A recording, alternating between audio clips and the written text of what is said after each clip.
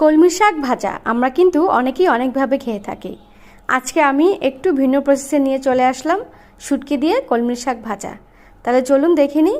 তো আমি প্রথমে শাকগুলোকে খুব ছোট করে কেটে নিয়েছি কুচি করে, তারপর আমি লবণ আর 2টা কাঁচামরিচ দিয়ে এটা বসিয়ে দিলাম সিদ্ধ। তো আমার কিন্তু এখন একটু নেড়েচেড়ে দেবো, নেড়েচেড়ে দিয়ে কিন্তু আমার শাকটা মোটামুটি হাফ ডান হয়ে গিয়েছে। এখন আমি বাকিটুকু সিদ্ধ করে নিব। তো আমার কিন্তু মোটামুটি 10 মিনিটের মধ্যে পুরো শাকটাই সিদ্ধ হয়ে গেল। এখন আমি এটা নামিয়ে নিলাম। নামিয়ে নিয়ে আমি চলে যাব হচ্ছে এটার বাগারে।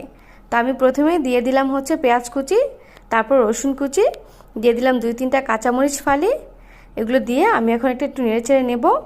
নেড়েচেড়ে নিয়ে যখন একটু কালারটা চলে আসবে তখন আমি দিয়ে দিব হচ্ছে শুকনা মরিচ।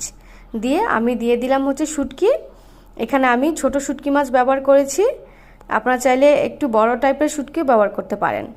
তো আমি এখন শাকটা দিয়ে দিলাম। শাকটা দিয়ে ভালো করে ভেজে নিলে কিন্তু আমার শাক রেডি।